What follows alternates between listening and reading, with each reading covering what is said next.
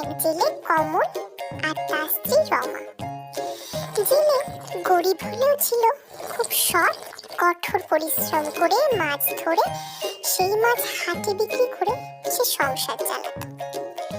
কমলের বাড়ি কিছুটা দূরে একটা শেওড়া গাছ ছিল, আর সেই গাছে যখন মাছ ধরে বাড়ি ফিরত, সে গাছের উপর থেকে বলে উঠতো, ওরে বেটা জেলে নাকি? কমল এই ফাঁকে তাড়াতাড়ি বাড়ি ফিরে আসে। এইভাবে আরো বেশ কিছুদিন কেটে যায়। একদিন বৃষ্টি ভেজা রাতে কমল মাছের ঝুড়ি নিয়ে বাড়ি ফিরছে, আর গাছতলা দিয়ে যেতে যেতে ভাবছে, আরে কাজের চাপে খেয়াল করিনি তো কদিন ধরে সেই শাকচুন্নির দেখা নেই। মাছ মাছ করে কাঁদুনি গাইছে না, কি জানি গেছে হয়তো অন্য কারোর কাছে।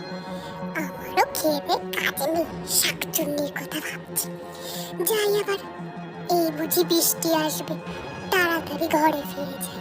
কমল তাড়াতাড়ি বাড়ি ফিরে পেছনে কাঠকয়লা যেমন ছিল তেমনই আছে। তাহলে গিন্নি রান্না করলো কি করে?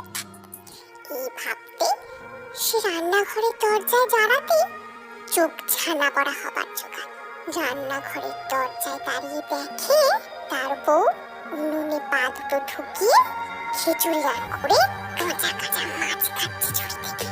ওরে শয়তানি রে, আমার কাছে মাছ চেয়ে না পেয়ে আমার বউয়ের শরীরে ঢুকে দিস, তাই বলি শাকচুনিটাকে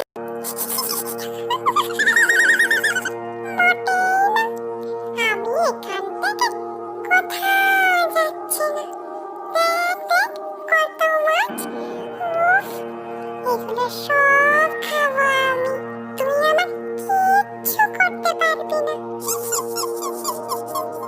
তাই তবে রে, এই শুন, তবে ভূত পেত্নী দত্তি দানব করবে আমার কি? রাম লক্ষণ সঙ্গে আছে, ভয়টা আমার কি? ভূত পেত্নী দত্তি দানব করবে আমার কি? রাম লক্ষণ সঙ্গে আছে, ভয়টা আমার কি?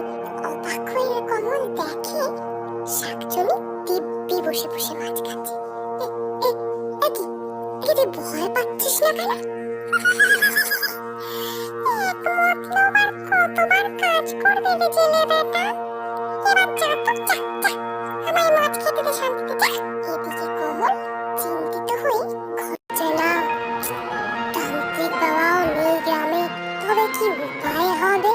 হঠাৎ করে কমলের মনে পড়ে যায় শাকচুন্নি নিজের মুখে বলা কথা। চুপ কর পোড়া মুখ, আমি নিজেই যদি মাছ ধরতে পারতাম তবে তোকে সারতাম। আমার তুই গঙ্গার জল ছোঁয়া মানা, ছুলেই ভস্ম হয়ে যাব। ওই জলেই তো আমি ডুবে মরেছিলাম।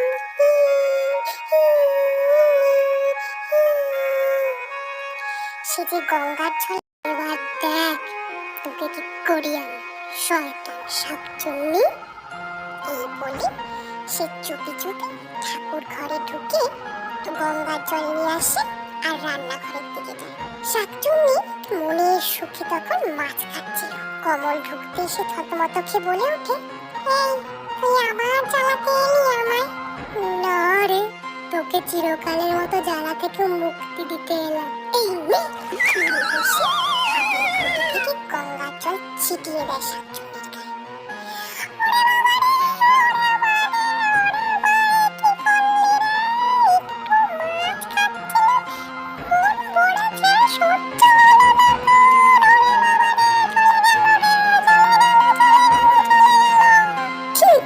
শয়তান শাকচুন্নি, এটাই তোর উচিত শাস্তি। তোর লোভের জন্য তুই নিজেই নিজের মরণ ডেকে আনলি। চিৎকার করতে করতে শাকচুন্নি নিমেষে উধাও হয়ে যায় কমলের বউয়ের শরীর থেকে, আর কমলের বউ অজ্ঞান হয়ে মেঝেতে লুটিয়ে পড়ে। এইভাবেই কমলও শাকচুন্নির হাত থেকে মুক্তি পায়।